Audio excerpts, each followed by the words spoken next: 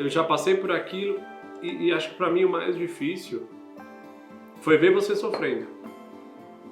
Porque pro homem, como não muda tanto no sentido, o meu corpo não mudou muita coisa em mim fisicamente. Então tem muita gente que fala que o pai vira pai quando o filho nasce, né? Mas aquele dia de...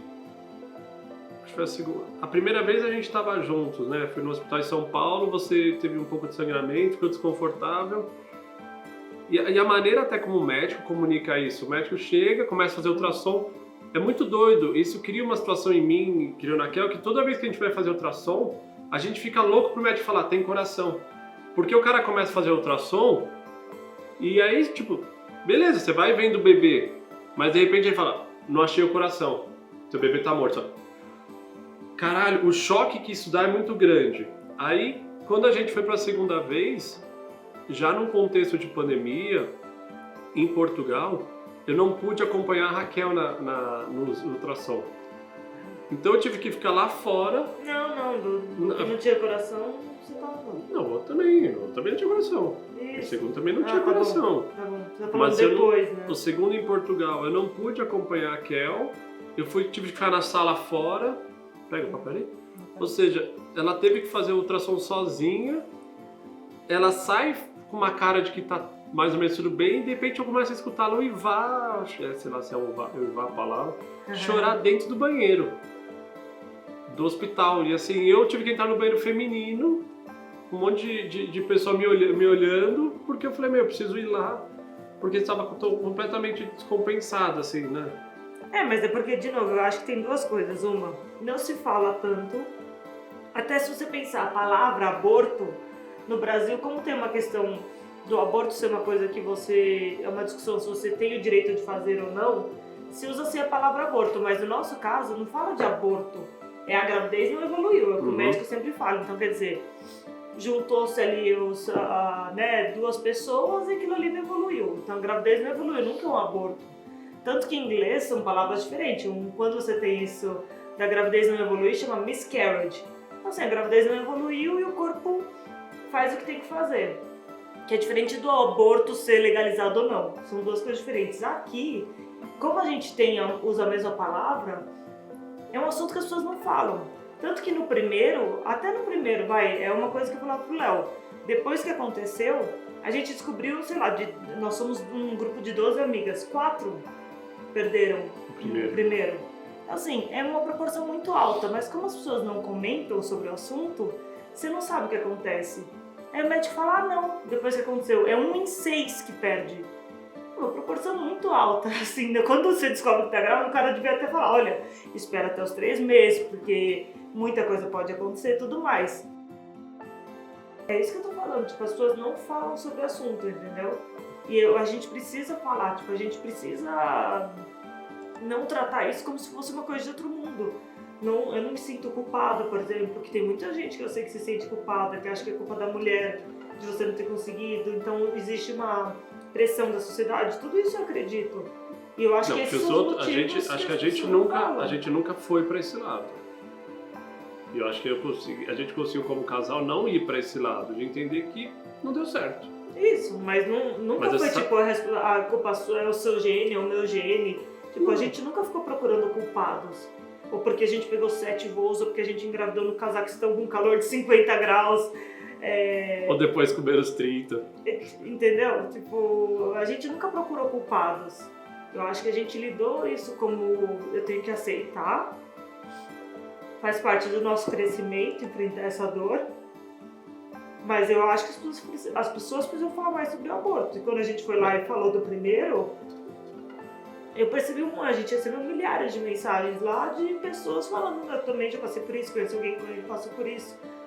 Você percebe que tem uma mobilização, entendeu? Mas como as pessoas, como é difícil falar sobre o assunto. Até porque você acessa uma coisa que dói. E como foi pra você? É difícil até hoje, mesmo grávida, mesmo com a Bela aqui, eu reconheço, tanto que pra mim, aqueles foram os nossos 2 primeiros filhos, a Bela é a terceira, entendeu? Eu não desprezo só porque não saiu da minha barriga e eu não peguei no colo que não foram meus filhos.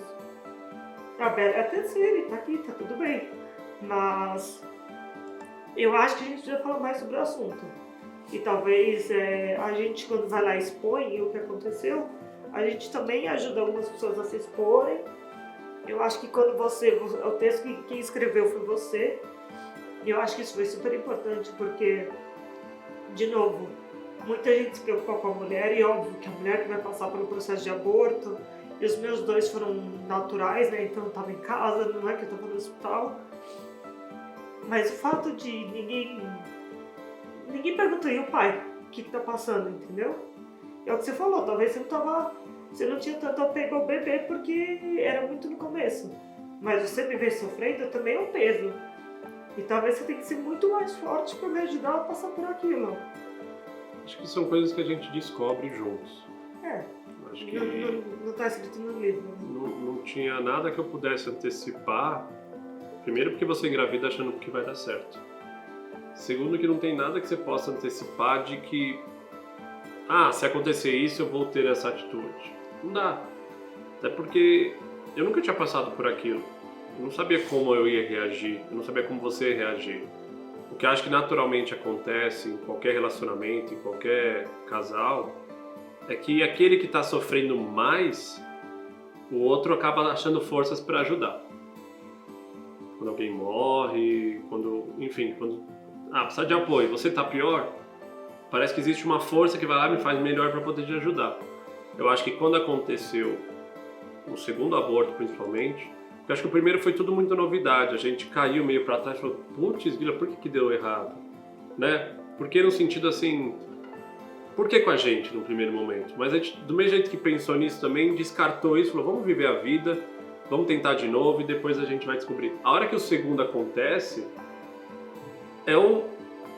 o problema é com a gente mesmo. Acho que é uma compreensão. Só que você estava tão mal, você ficou tão mal naqueles dias, aquele momento no hospital, que você está chorando e que você parece que você desistiu um pouco de tudo, sabe? Assim, é um chorar como eu nunca tinha visto você chorar.